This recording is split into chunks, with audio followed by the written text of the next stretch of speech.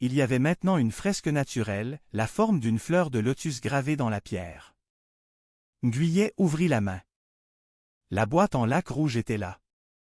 Elle était réelle. Elle regarda le professeur et, pour la première fois de sa vie, elle ne chercha pas le silence. Elle commença à raconter. Elle raconta l'aube, le café, la sagesse du docteur Locke. L'histoire ne faisait que commencer. Chapitre 7, le jardin du devenir. Les semaines qui suivirent furent marquées par une transformation profonde pour Ngüiyé. Elle ne retourna pas immédiatement à son bureau de la Bibliothèque nationale. Elle prit un congé sabbatique, s'installant dans la maison de sa grand-mère en bordure du lac de l'Ouest. Le silence qu'elle y trouva n'était plus une fuite du monde, mais un espace de création. Elle planta la graine de lotus dans un grand pot en céramique bleue au milieu de la cour. Chaque matin, elle observait la terre avec une patience infinie. Elle savait que cette plante ne suivrait pas les lois de la botanique ordinaire. Elle était une métaphore vivante du temps qu'elle avait traversé.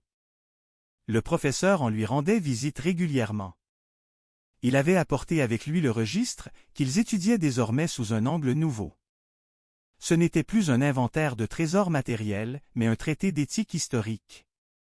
Ils découvrirent des notes marginales où le docteur Locke expliquait comment la transmission du savoir peut soit libérer, soit asservir une société. Un après-midi de novembre, alors que le vent frais soufflait sur le lac, une première pousse verte perça la surface de l'eau dans le pot.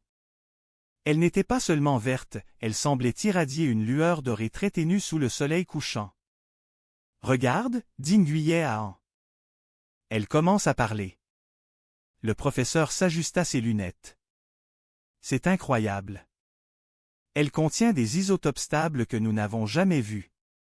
On dirait que cette plante est une archive biologique. » C'est à ce moment que Ngüiyé comprit sa véritable tâche. Elle ne devait pas seulement garder le secret, elle devait le transformer en éducation. Elle commença à rédiger une série d'essais anonymes pour une revue académique prestigieuse. Elle les appela les Chroniques de l'invisible.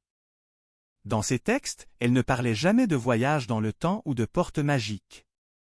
Elle parlait de la responsabilité de l'archiviste, de la dignité du passé et de l'importance de préserver la vérité pour les générations futures.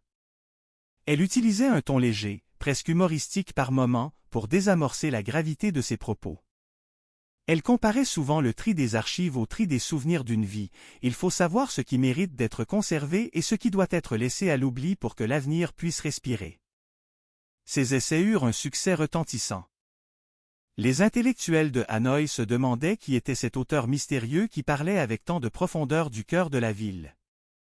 Ngüiyé souriait en lisant les critiques. Elle appliquait la leçon du docteur Locke, être une conteuse sans visage.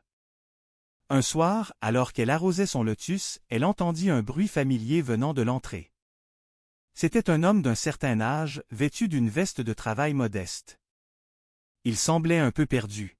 « Bonjour, dit-il avec une voix un peu rauque. Je cherche la petite fille de Madame Ang. Je m'appelle Luang. J'étais gardien autrefois. » Ngüiyé sentit son cœur faire un bond. C'était lui. Ou plutôt, c'était le Luang de son époque, celui qui avait vieilli de 70 ans. Elle s'approcha de lui avec une immense tendresse. « Entrez, monsieur Luang. Je vous attendais depuis très longtemps. » Chapitre 7, le miroir du temps. Le silence qui suivit la fermeture de la porte était différent des autres. Ce n'était plus le silence paisible de la bibliothèque, mais un silence lourd, chargé de questions sans réponse. Ngüiyé fixait la photographie ancienne, ses doigts effleurant le papier fragile. Le visage de la femme, identique au sien, semblait la regarder à travers les décennies avec une complicité troublante. Min s'approcha, sa lampe de poche éclairant les détails de l'image. Il remarqua que la montre au poignet de la femme marquait également 19 heures, le moment exact de la 7e sonnerie. Le professeur en ramassa les débris du résonateur qui avait surchauffé. Il expliqua que la ressemblance n'était peut-être pas une coïncidence génétique, mais une manifestation de la théorie des résonances temporelles. Il suggéra que Ngüiyé et cette femme n'étaient peut-être qu'une seule et même conscience existant dans deux époques différentes, reliées par le badge en lotus.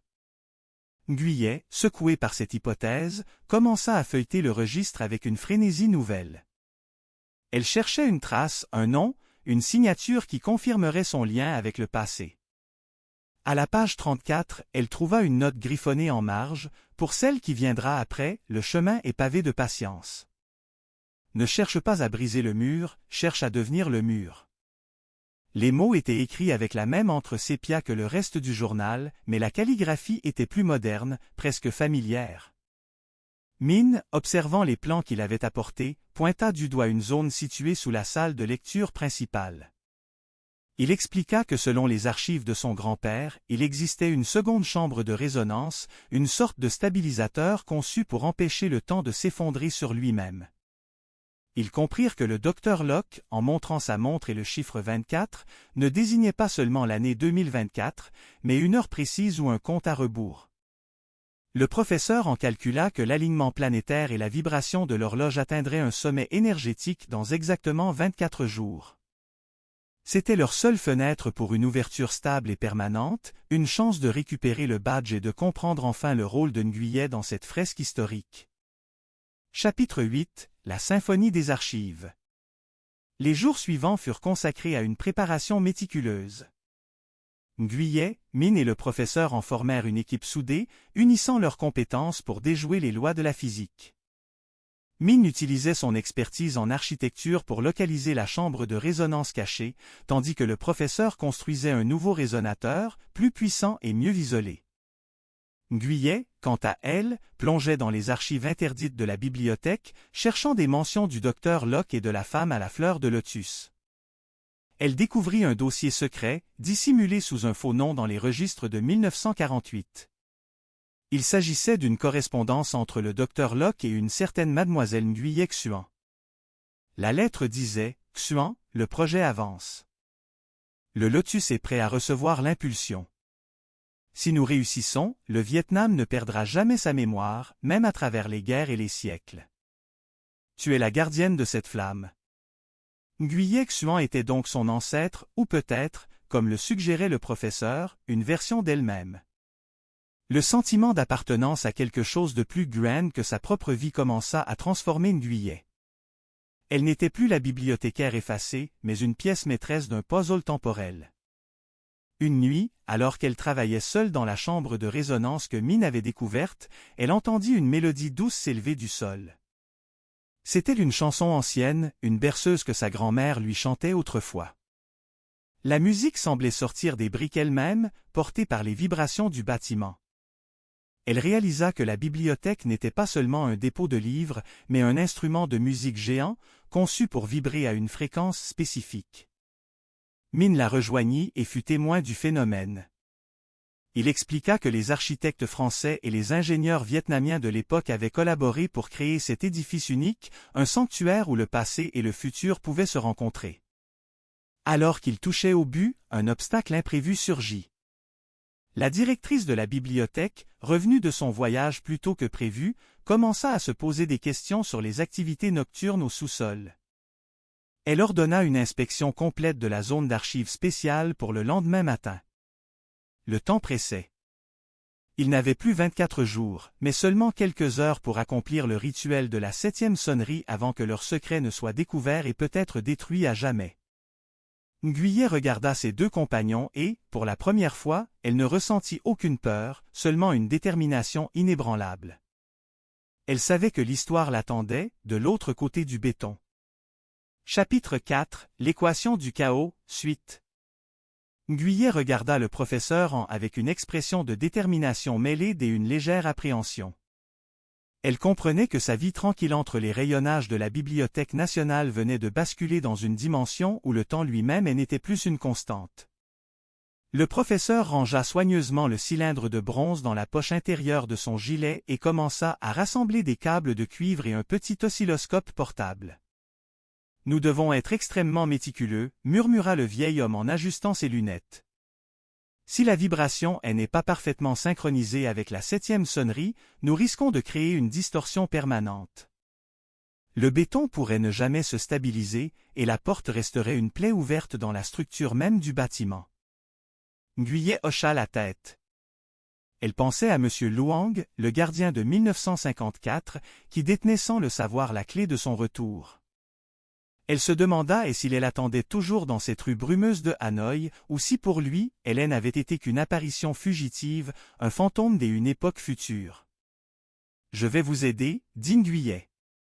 Je connais chaque recoin de ce sous-sol. Je sais exactement où placer les capteurs pour que l'acoustique soit optimale. » La vieille horloge à balancier a ses propres caprices, elle avance de 2 secondes chaque jour, il faudra en tenir compte dans vos calculs. Le professeur sourit, un sourire qui fit plisser ses yeux vifs. C'est là que l'esprit de l'archiviste est indispensable. La précision est notre seul allié contre le chaos. Ils passèrent les heures suivantes dans l'atelier clandestin du professeur. L'air était saturé d'une odeur de soudure et de café fort. On travaillait sur le résonateur, un appareil complexe qui devait amplifier la fréquence de la 7e sonnerie pour compenser l'absence du badge en lotus. Nguyen, de son côté, continuait de déchiffrer le registre des manuscrits indo-chinois. Elle découvrit des notes marginales écrites par le docteur Locke concernant la nature de la collection. Ce n'étaient pas seulement des livres rares. C'étaient des journaux des observations sur les cycles du temps, des cartographies de points de rupture où le passé et le présent se frôlaient. La collection du docteur Locke était un manuel de navigation pour ceux qui osaient franchir les portes invisibles de l'histoire. Vers 3 heures du matin, le professeur en posa son fer à souder. Le résonateur était prêt. Il ressemblait à une petite boîte en bois de santal, ornée de circuits de cuivre et surmontée d'un cristal de quartz poli. « Demain soir, dit-il, nous saurons si la science du passé peut encore parler à celle du futur. Préparez-vous, Nguyen. Si la porte s'ouvre, vous n'aurez que quelques minutes pour récupérer le badge.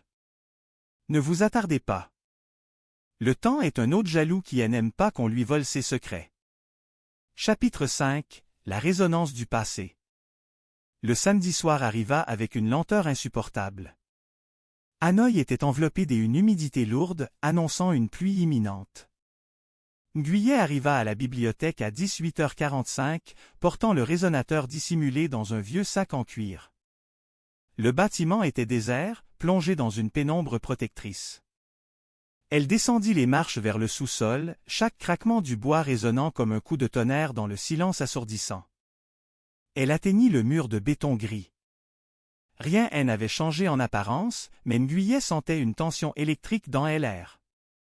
Elle installa le boîtier du professeur au pied du mur, exactement dans l'axe de la plaque invisible numéro 7. Elle connecta les capteurs acoustiques aux parois de béton et attendit. 18h50. Son cœur battait au rythme de la grande horloge située 2 étages plus haut. Elle se remémora les paroles de sa grand-mère, « Trouve ce qui est juste, mon enfant. » Soudain, le premier coup de cloche retentit. Un son profond, majestueux, qui semblait vibrer jusque dans la moelle de ses os. Le résonateur commença à émettre un sifflement aigu, presque imperceptible. 2e sonnerie. La lumière du cristal de quartz vira au bleu électrique. 3e sonnerie. Le mur commença à frémir. Des micro-fissures semblèrent s'animer, comme des veines sous la peau du béton.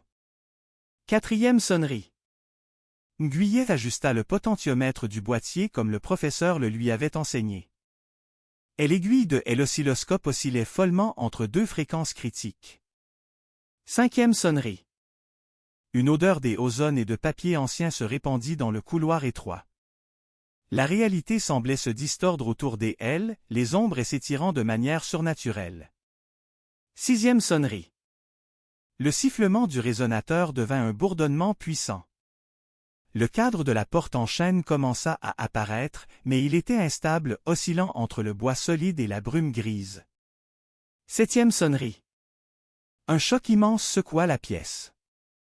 Le résonateur projeta une étincelle de lumière dorée qui frappa le centre du mur. Dans un fracas de verre brisé, l'espace devant Nguyen se déchira.